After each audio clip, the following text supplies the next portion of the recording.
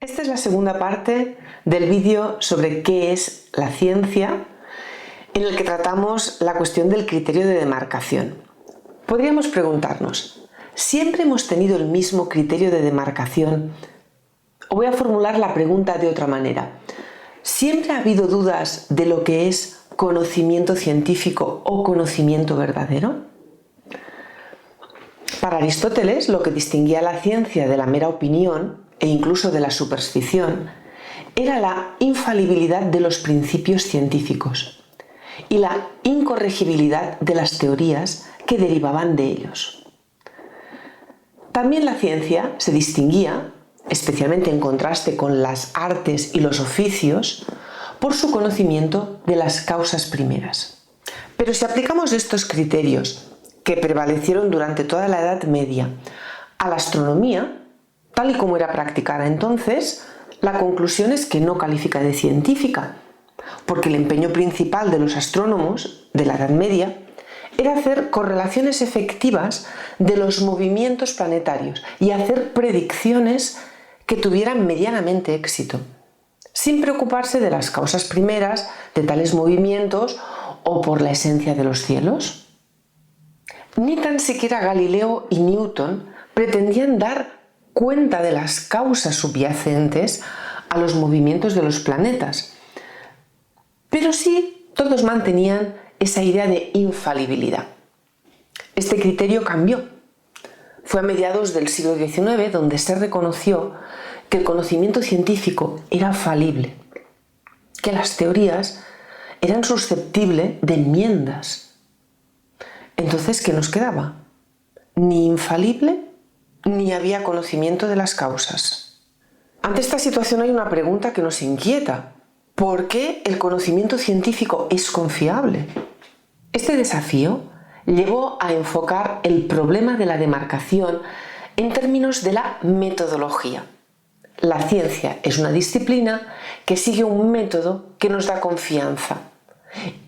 La confianza de que con él vamos a hallar la verdad.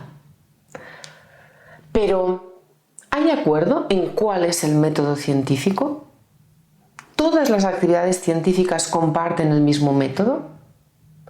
La respuesta es no. Vamos a examinar hasta dónde se ha llegado. El método científico se basa en la contrastación.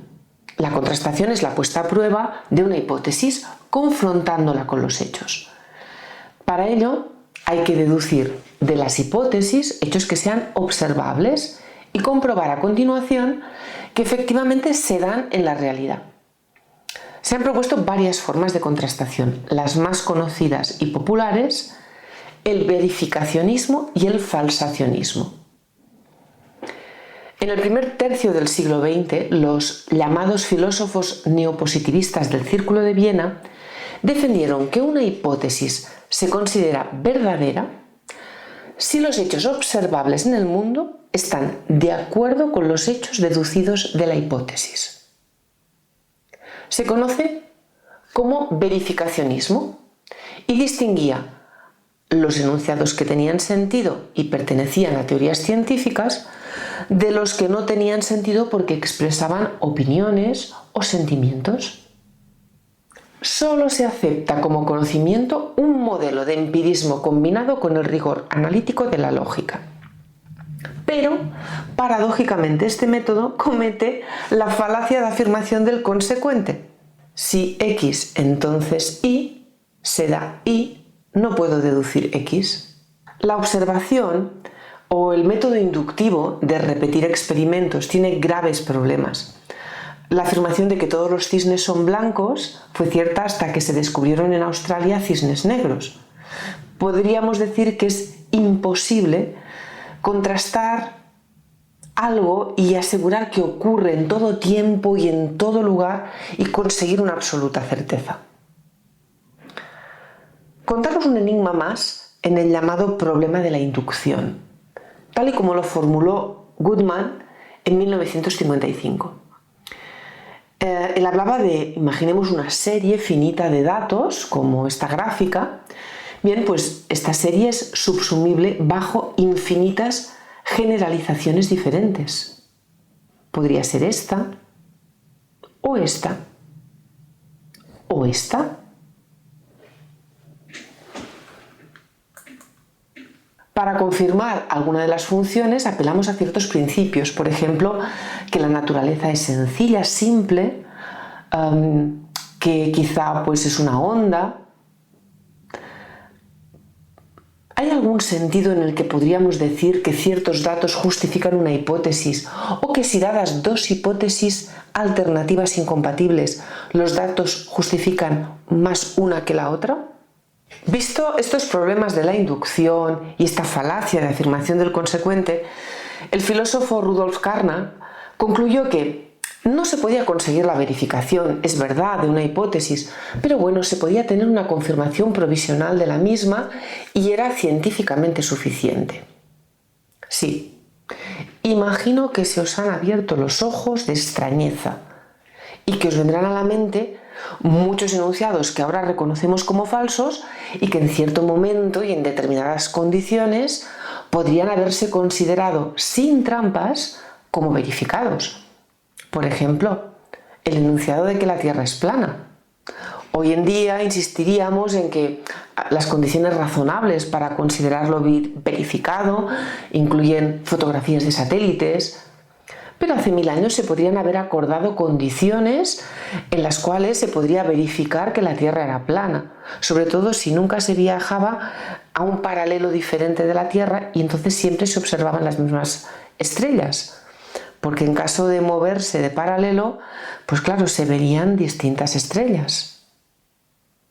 En virtud de las dificultades lógicas del principio de verificabilidad, Karl Popper hizo un movimiento sin duda maestro y propuso otro criterio que quizás alcanzó mayor fama, el principio de falsabilidad. Dice Popper que es sencillo encontrar enunciados que verifiquen una teoría. Por ejemplo, abundan pruebas de las curaciones de Lourdes.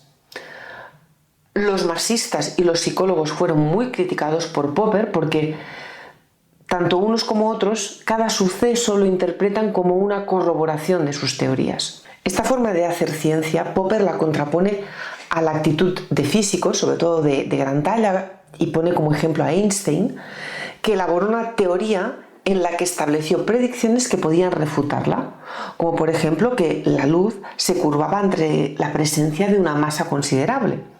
Una predicción que se comprobó 15 años después, 14 años, en 1919, después de que Einstein propusiera su teoría de la relatividad especial. Así, una hipótesis es científica si y solo si es falsable. Es decir, sí y solo sí podemos establecer las condiciones de observación y experimentación según las cuales la consideraríamos falsa y por consiguiente según las cuales la rechazaríamos. Por lo tanto, en la falsación no se trata ya de buscar hechos que estén de acuerdo con la teoría, sino hechos que estén en oposición a la misma. Y el valor científico de una hipótesis radica en su resistencia a la falsación, a la refutación. La forma de razonamiento deductivo es válido porque es un modus tollens. En esto se basa el falsacionismo. Es decir, si P, entonces Q, no Q, de aquí sí puedo deducir no P. Una teoría que no pueda ser refutada por ningún acontecimiento concebible no es científica. Según Popper, las teorías metafísicas religiosas no son científicas por este criterio. Es importante remarcar que la demarcación para Popper no separa lo que tiene significado de lo que no tiene significado, sino a la ciencia de la pseudociencia. Los enunciados metafísicos tienen sentido, incluso son valiosos. A veces son antecedentes conceptuales de teorías científicas. Popper sitúa a la metafísica como precursora de la ciencia. Pero la falsabilidad tiene sus dificultades también.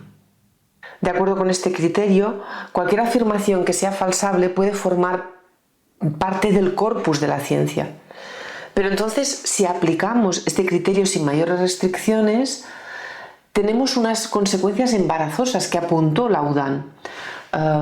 Por ejemplo, creyentes de ovnis, constructores de móviles perpetuos, creacionistas bíblicos, todo sería científico con tal de que indicaran alguna observación, por rara e improbable que fuera, según la cual estarían dispuestos a abandonar su teoría. Por ejemplo, los creacionistas proponen que si se encuentra un animal vivo que sea intermedio entre los simios y el hombre, entonces abandonarán su teoría. Solo plantear esta propuesta predictiva basta para que sea científica de acuerdo con el criterio de falsabilidad. Todos estos fracasos para establecer un criterio general que permita distinguir la ciencia de la pseudociencia ha convencido a muchos filósofos de que este criterio no es posible. Y así como definir la vida, la conciencia, sigue siendo un trabajo pendiente, un misterio, podríamos decir. Sobre qué es la vida hay multitud de artículos planteando definiciones, condiciones y otros miles de artículos rebatiendo cada aspecto cuando ya casi parece definitivo. Nos encontramos con ese mismo trabajo para saber qué es ciencia o qué es conocimiento verdadero. Así que sí, es necesario que siga el diálogo entre la filosofía y la ciencia. Si te ha gustado el vídeo, dímelo, coméntalo y suscríbete, que así conocerás las novedades de nuestro canal.